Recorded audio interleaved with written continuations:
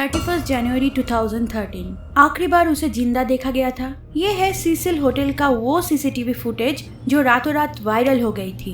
3 हफ्ते बाद मिली उसकी decomposed body. Tragic story of Elisa Lam. 9 साल बाद आज भी उसके फैमिली को जस्टिस नहीं मिली। 21 साल की young, smart, beautiful Chinese Canadian student Elisa Lam अकेले लॉस एंजलिस घूमने आई थी और उसके बाद जैसे वैनिश्ड हो गई। सीसिल होटल में उसके साथ क्या हुआ था, आज तक पुलिस ये सॉल्व नहीं कर पाई कि एलिसा की मौत कैसे हुई या किसने मारा। बहुत सारे ट्विस्ट है इस कहानी में जो हम आगे एक्सप्लोर करेंगे। Elisa Lam was only child. वो फैशन और लिटरेचर में इंटरेस्टेड थी। उसके पेरेंट्स ओरिजिनली हांगकांग से बिलोंग करते थे, but she was born and brought up in Canada. एक एशियन रेस्टोरेंट चलाते थे वो लोग कनाडा में। As a teenager Elisa bipolar disorder, depression और मेंटल हेल्थ इश्यूज से डील कर रही थी। काफी सारे मेडिसिन उसे लेना पड़ता था। वो कभी भी वायलेंट नहीं थी या सुसाइड अटेम्प्ट भी नहीं किया, लेकिन एलिसा को हमेशा एक डर था कि वो अपना स्टडीज कंप्लीट नहीं कर पाएगी और अपना लाइफ वेस्ट कर रही है। यूनिवर्सिटी ऑफ ब्रिटिश कोलंबिया में पढ़ाई कर रही थी वो। बहुत सारे ड्रीम्स थे उसके एंड अनफॉर्चुनेटली कुछ भी फुलफिल नहीं हो पाया। जनवरी 2013 वो अमेरिका घूमने गई और फिर कभी वापस नहीं आई। 22 जनवरी वो सैन डिएगो पहुंची। 26 लॉस एंजलिस और 28 सीसिल होटल में चेक इन किया। Cecil hotel is quite affordable. इस होटल में कुछ फ्लोर्स थे विजिटर्स के लिए और कुछ शॉर्ट और लॉन्ग टर्म स्टे के लिए। होटल की रेपुटेशन अच्छी नहीं थी। जहाँ पे ये होटल लोकेटेड है वहाँ क्राइम रेट काफी हाई है। होटल में ही कुछ सुसाइड के केसेस थे। हाई प्रोफाइल सीरियल किलर्स यहाँ पे स्टे किए थे पास्ट में। इवन इनफेमस ब्लैक डालिया मर्डर भी यहाँ से रिलेट होती है। विक्टिम को आखिरी बार इसी होटल में दिखा गया था। इसके अलावा 15 नॉन नेचुरल डेथ भी हुआ था यहाँ जब से ये होटल बनाया गया। एलिसा पहले शेयर्ड हॉस्टल स्टाइल रूम ली थी जहाँ और भी टूरिस्ट थे।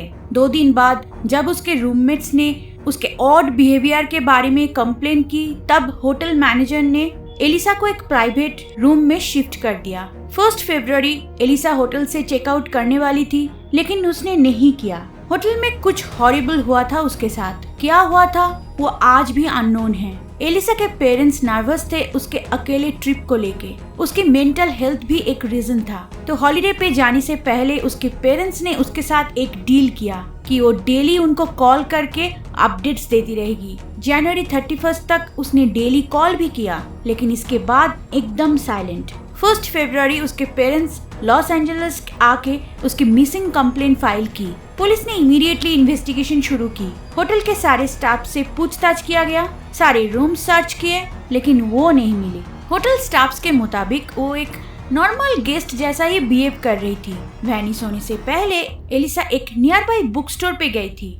बुक स्टोर ओनर ने बताया कि she was looking very normal. उसने कुछ बुक्स और गिफ्ट्स खरीदी। उसके मिसिंग केस पूरी दुनिया में हेडलाइन बन गई थी। 14 फरवरी पुलिस को एक ह्यूज ब्रेक थ्रू मिली। सीसिल होटल एलिवेटर की सीसीटीवी फुटेज। ये वीडियो रातों रात इंटरनेट पे वायरल हो गई।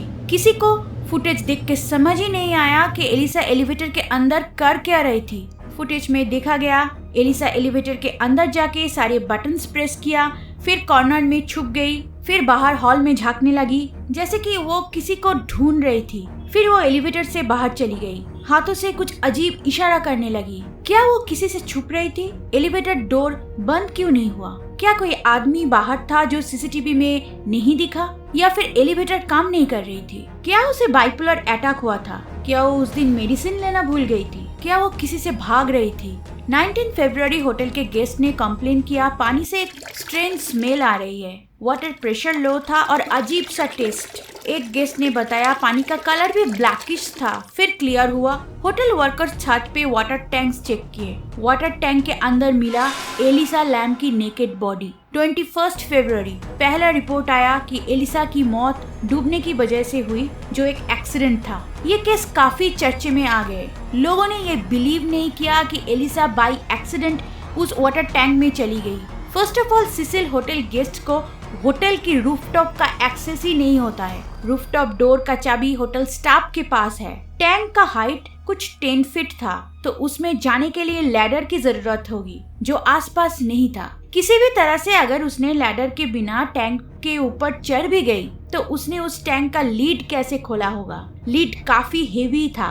अगर किसी भी तरह से उसने लीड खोल के अंदर चली भी गई तो उसने वापस लीड को बंद कैसे किया। इम्पॉसिबल था ऐसा करना। कोई अगर रूफटॉप पे फोर्स एंट्री करने की कोशिश करेंगे तो अलार्म बजना शुरू हो जाएगी। कैसे उसने अलार्म को बाईपास किया, लैडर के बिना टैंक के ऊपर चढ़ी और लीड खोल के अंदर गई और फिर वापस लीड बंद कर लिया। एलिसा अकेले नहीं गई होगी अनलेस होटल के कोई स्टाफ उसे लेके गया था।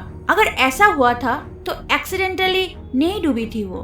देन एलिवेटर सीसीटीवी फुटेज जो काफी चर्चे में थी। फुटेज में देखा गया एलिसा अपने आप से बात कर रही थी। किसी किसी के मुताबिक फुटेज का कुछ हिस्सा मिसिंग भी है। क्या इसका मतलब है किसी ने छेड़छाड़ की, कोई एविडेंस को छुपाने के लिए? वीडियो की रेजोल्यूशन काफी पोर थी तो ये बताना मुश्किल था कि कोई पार्ट मिसिंग है भी या नहीं। नेक्स्ट थ्योरी पैरानॉर्मल एक्टिविटी और एलिसा शायद पॉजेस्ड थी। सिसिल होटल की हिस्ट्री देखा जाए तो वो काफी हॉरिबल है। 1991 में रिचर्ड रामिरेज 13 लड़कियों के कत्ल किया था उसी होटल में।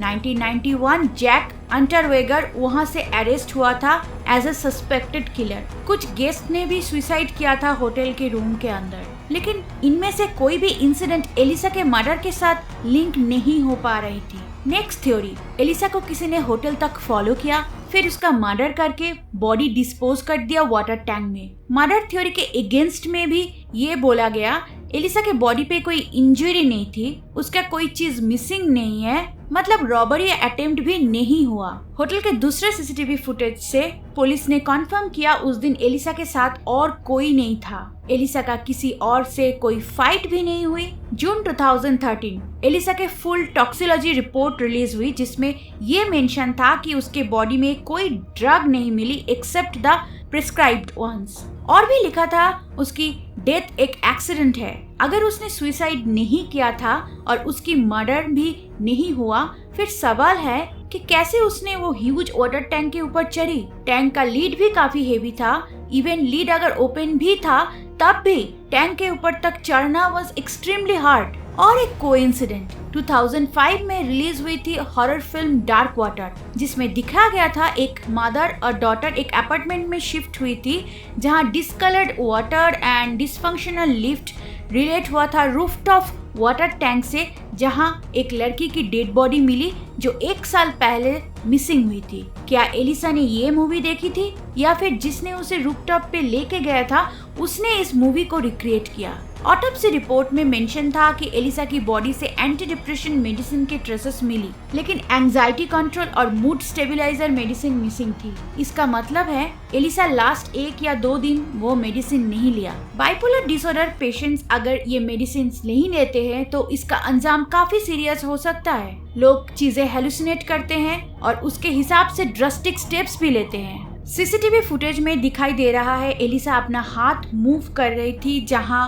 कोई नहीं था। क्या वो कुछ हेलुसिनेट कर रही थी? लास्ट कुछ साल में पुलिस को ऐसा भी केसेस के बारे में पता चला जहां बाइपोलर डिसऑर्डर में सफर कर रहे इंसान ने पूल में जंप करके अपनी जान दे दी। ये तो आज भी अनक्लियर है क्या एलिसा के साथ भी ऐसा कुछ हुआ था। एलिसा रूफटॉप पे कैसे गई? क्या रूफटॉप का डोर लॉक नहीं था? जो भी हुआ होगा, एलिसा का लाइफ चली गई। उसके फैमिली को शायद कभी भी पता नहीं चलेगी कि क्या हुआ था उनके बेटी के साथ।